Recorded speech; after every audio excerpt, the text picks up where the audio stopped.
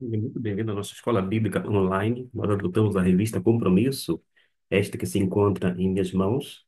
Estamos estudando o livro de Atos dos Apóstolos sobre a temática o cristianismo pioneiro. Hoje vamos adentrar para a lição de número 2 e vamos falar justamente sobre os fatos marcantes do início da Igreja de Cristo, numa referência aos sermões. Nós temos a informação, e vou deixar aqui projetado, de uma forma resumida e que farei cada tópico para não apenas ganharmos tempo, mas para dizer-lhe que, no decorrer da semana, eu fiz alguns vídeos relacionados à temática. O sermão, por exemplo, de Pedro, já tem um vídeo sobre ele no dia de Pentecostes. O sermão de Pedro no templo. Eu fiz um vídeo também sobre o sermão de Estevão. Não fiz somente em relação a Paulo de Antioquia e Paulo em Atenas. Esses dois últimos não. Não sei se vai ter tempo de até domingo fazer, mas de qualquer maneira você já tem bastante material à disposição dentro da escola bíblica dominical, que é a playlist do nosso cantinho teológico. Vejamos. Os sermões em Atos são provavelmente resumo das pregações dos apóstolos registrados por Lucas por inspiração do Espírito Santo, com foco na propagação do Evangelho. Cada sermão que você vai ver, são cinco deles aqui dentro desta lição de número 2, foi contextualizado conforme o público, o ambiente, impactando milhares de ouvintes. A gente precisa observar a questão da introdução. A introdução vai estabelecer a conexão com o público. Isto vale para aquela época, vale para o dia de hoje. Todo sermão tem que ter uma introdução, desenvolvimento e conclusão, sem falar da aplicação antes da conclusão, tá ok? De modo que, no primeiro momento, há o estabelecimento de conexão com o público. No segundo momento, a gente vai observar o desenvolvimento, aqui a gente vai falar agora um pouco mais sobre esse contexto, estrutura dos sermões. Vamos ver aqui, ó, como eu falei na introdução. Aqui na revista fala que os discípulos foram inspirados pelo Espírito Santo e iniciavam seus sermões estabelecendo conexões com a plateia, preparando-a para a mensagem de salvação. Eu faço apenas uma ressalva, é uma questão mesmo de preciosismo da palavra, tá bom? Eu entendo, à luz da própria palavra de Deus, que esse termo inspirado é sempre atribuído ao teor bíblico, ou seja, o conteúdo da profecia bíblica, que é a palavra de Deus, portanto. Logo, eu posso dizer categoricamente e biblicamente fundamentado que toda a Bíblia é inspirada pelo Espírito Santo de Deus. Em relação aos escritores, ou aquelas pessoas que proferiram sermões sob a direção do Espírito, eu posso pegar um outro termo que é devidamente aplicado nestes casos para mostrar que homens santos da parte de Deus foram movidos, isto é, conduzidos pelo Espírito Santo. Deste modo, a única ressalva que eu faço na introdução, nesse item de número A, é que os discípulos de Jesus, movidos, conduzidos pelo Espírito Santo, iniciavam seus sermões estabelecendo conexão com a plateia. Repito, o teor destes sermões, os quais estão devidamente registrados, é inspirado por Deus, sim, mas em relação aos escritores ou a esses personagens, aí já é outra história. Uma coisa, outra coisa é outra coisa. Aliás, no termo grego, nós temos dois que são diferentes na aplicação.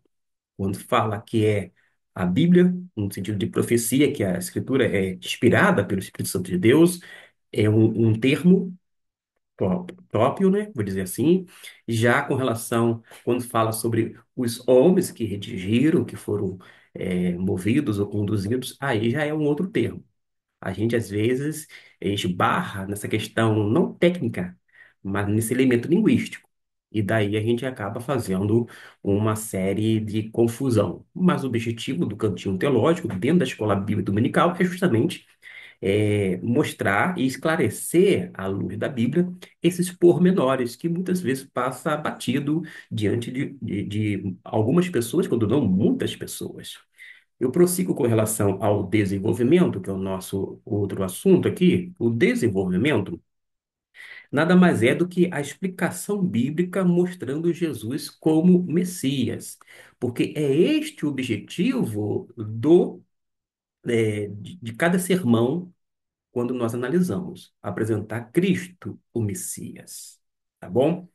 No tocante à aplicação, veja bem aqui, na aplicação, aqui vai dizer que cada sermão era estruturado de modo geral e feito na realidade dos ouvintes, proporcionando a reflexão para o arrependimento e fé, acompanhado pela proposta de transformação e reconciliação com Deus por meio de Jesus Cristo. Como eu estou fazendo uma síntese deste item de número 6, a aplicação nada mais é do que o convite ao arrependimento e fé.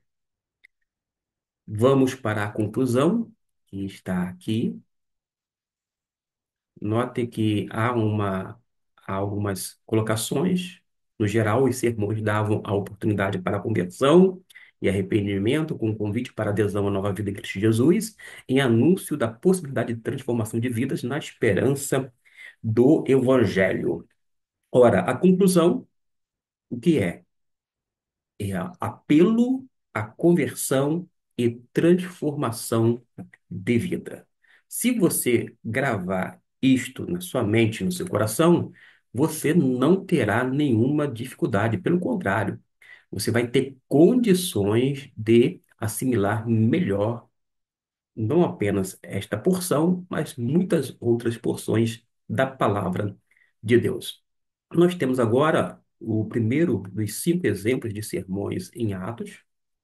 Vou colocar aqui grifado. O primeiro deles é justamente a pregação de Pedro na festa do Pentecostes. Tem um vídeo inteiro sobre isto. Não vou me delongar, mas apenas dizer que quando a gente trabalha esse aspecto aqui que é colocado na página de número 15 da nossa revista, Pedro, na festa de Pentecostes, conforme os versículos indicados, 14 até o 41 do capítulo 2 de Atos, Pedro, cheio do Espírito Santo, prega com ousadia, explicando o milagre das línguas e profecias que foram ali colocadas como cumprimento da parte de Deus, declarando Jesus como o Messias. Este é o resumo deste sermão, que, como eu disse, já foi trabalhado no vídeo anterior e que vai se encontrar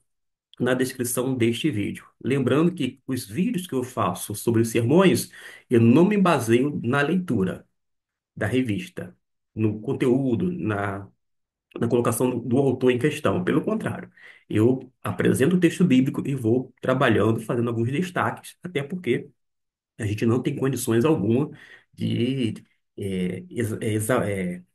esgotar o assunto, tá bom? A gente vai agora para um outro texto. Vamos analisar aqui, que é justamente um outro sermão, aqui ainda é continuação.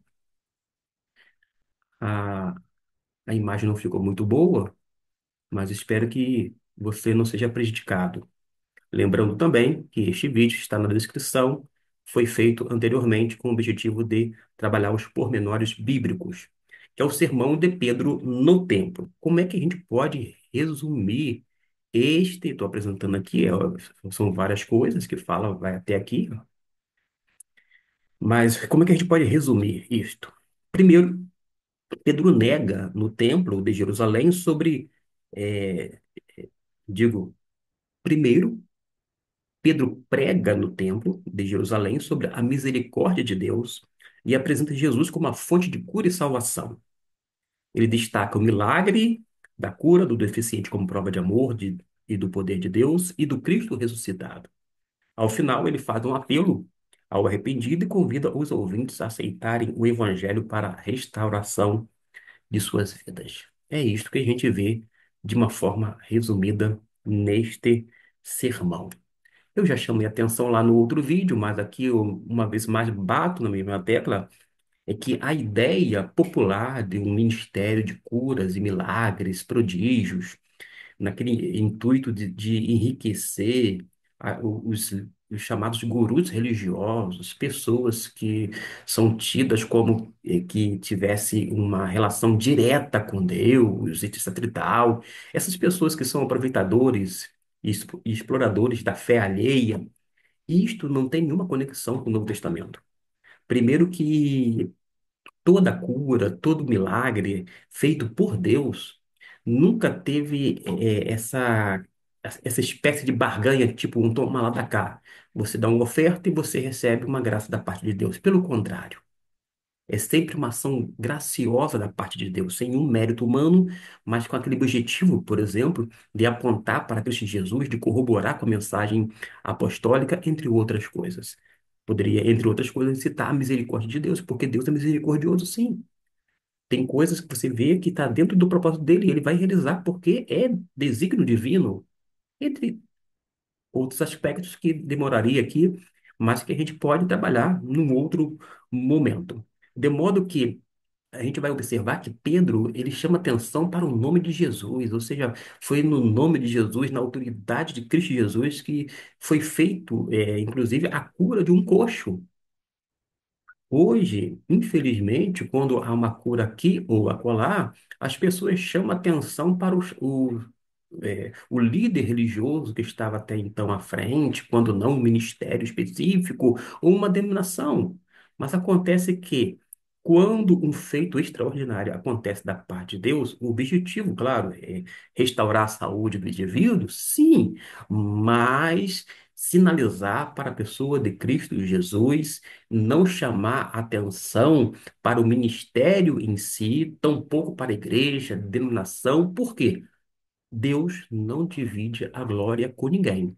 Deus não divide a glória dele com nenhuma pessoa que, por mais renomado que seja, por mais importante que pareça aos seus olhos, mas Deus não tem nenhuma preocupação de ocupação em estar fazendo algo tão somente para beneficiar alguns poucos, no sentido dos liderados, das pessoas que estão à frente. Pelo contrário, Deus sempre faz tudo para a honra e glória dele, segundo o querer dele. Dito isto, a gente vai agora para o outro sermão, que é justamente o sermão de Estevão, conforme Atos capítulo 7, versículo de número 1 até o 53. Algo que eu não disse em relação aos textos anteriores, os dois sermões, é que você vai fazer algo de grande valor caso dê uma pausa nesse vídeo, faça a leitura dos versículos e depois volte aqui, porque eu vou apresentar, como eu disse, o resumo. E por falar o resumo, aqui nós temos o Estevão, um personagem importante que é colocado em Atos dos Apóstolos, um diácono, um homem cheio do Espírito Santo, cheio de fé, portanto, e Estevão foi a primeira testemunha a morrer por sua fé. Ele se tornou um mártir. Quando ele se torna um mártir, ele começa a discursar diante do Sinédrio. Não foi diante de um templo pagão, mas diante do Sinédrio, que era uma instituição dentro da questão judaica. E ele apresenta a história de Israel e aponta Jesus como o Messias prometido. Mas, ao mesmo tempo, ele denuncia a desobediência do povo e a rejeição a Jesus, mesmo sendo justo. Jesus era santo e justo. Jesus é o autor da vida e ainda assim foi rejeitado, foi negado o direito dele de atuar sobre o povo judeu, porque Jesus veio para os seus, mas os seus não o receberam. A ponto de, a todos aqueles que receberam ou que creram no nome de Jesus, foram feitos filhos de Deus. E o discurso de Estevão causa uma certa indignação e ele é apedrejado. Um homem cheio do Espírito Santo que poderosamente pregou com intrepidez, com ousadia, e como resultado do seu sermão, não foi aplaudido. Às vezes, hoje, as pessoas esperam por aplausos, por elogios após o culto, quando aqueles que têm hábito de ficar na porta cumprimentando as pessoas presentes, por exemplo. Mas aqui não. Ele não recebe aplausos, não recebe elogios, não recebe tapinha nas costas, não recebe nada desta natureza.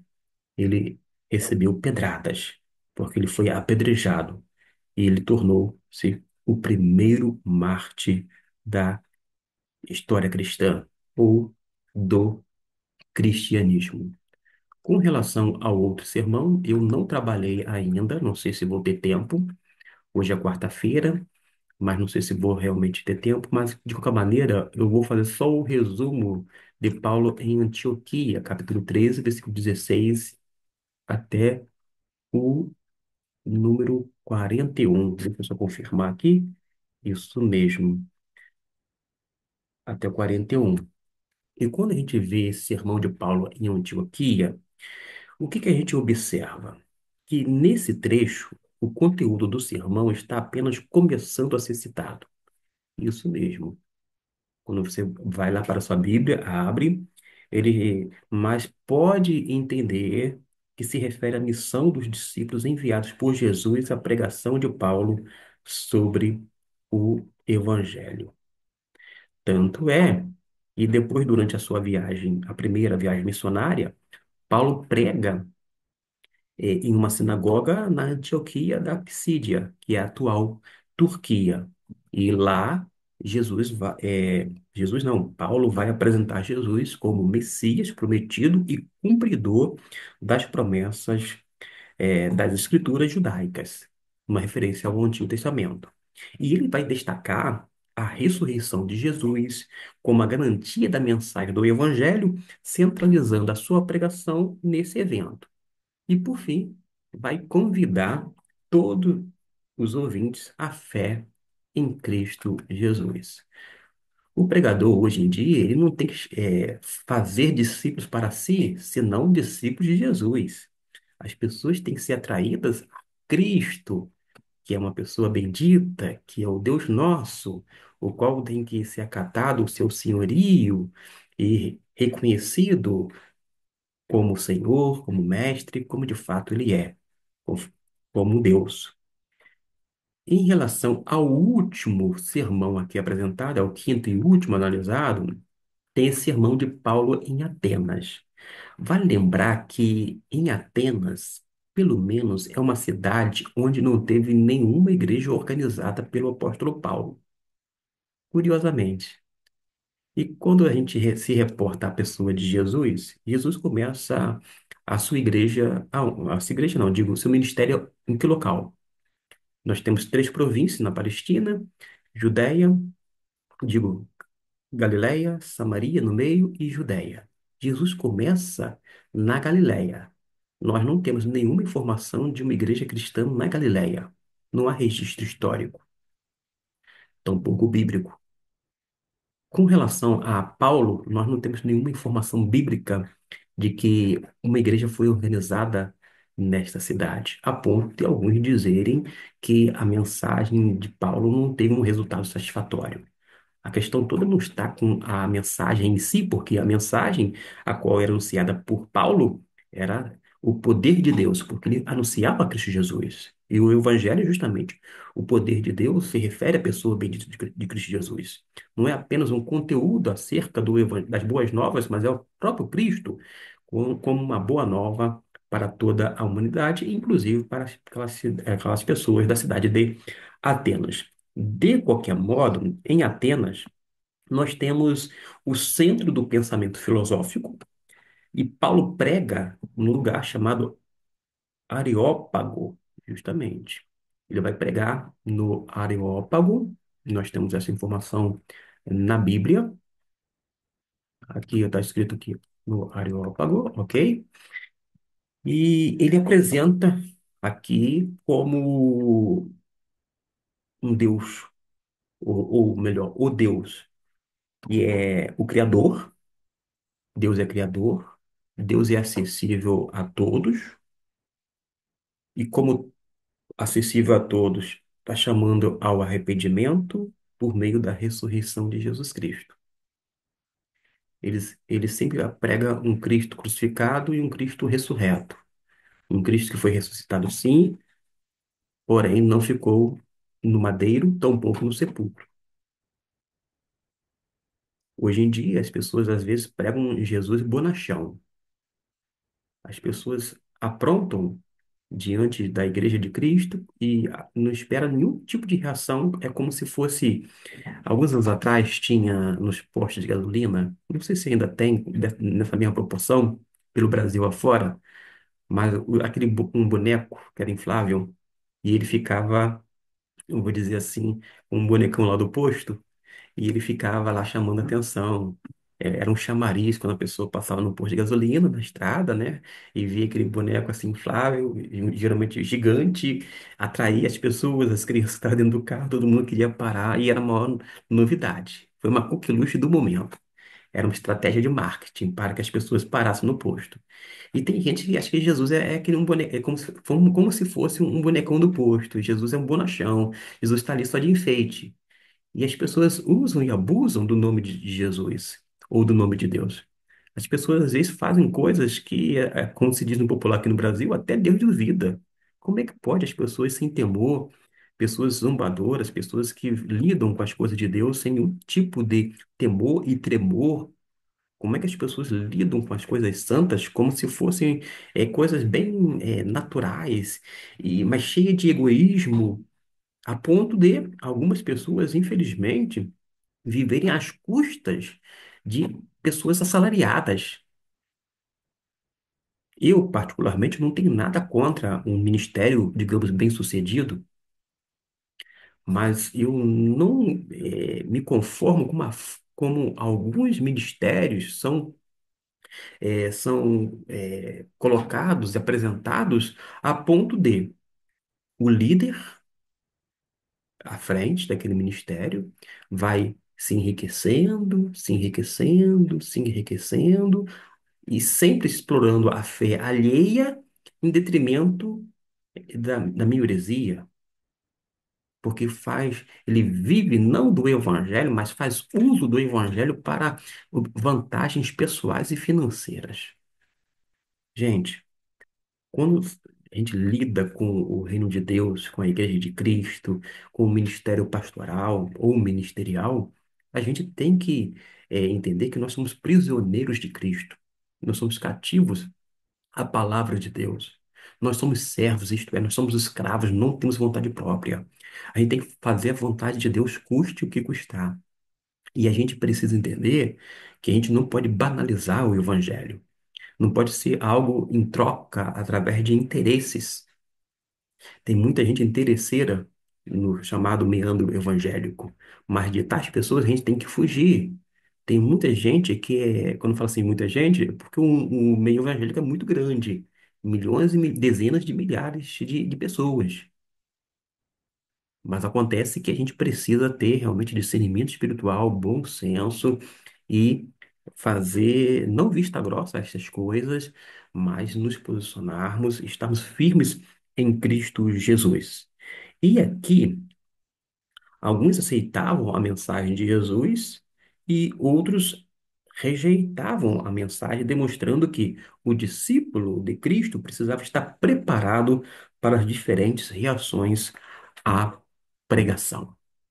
Estamos chegando na nossa conclusão, que é esta aqui. Vou deixar, é bem curtinha, e eu posso dizer que os sermões de Atos são verdadeiras obras-primas da fé cristã que testemunham o senhorio de Cristo Jesus e trazem verdades espirituais que continuam a impactar vidas ao longo da história. Chegamos à lição de número 2, ciente de que você que veio até aqui, ouviu, sabe que nós temos outros vídeos sobre os assuntos aqui mencionados de uma forma mais detalhada. Que Deus possa lhe abençoar rica e abundantemente, pois certamente é a minha oração, é também o desejo do meu coração. Deus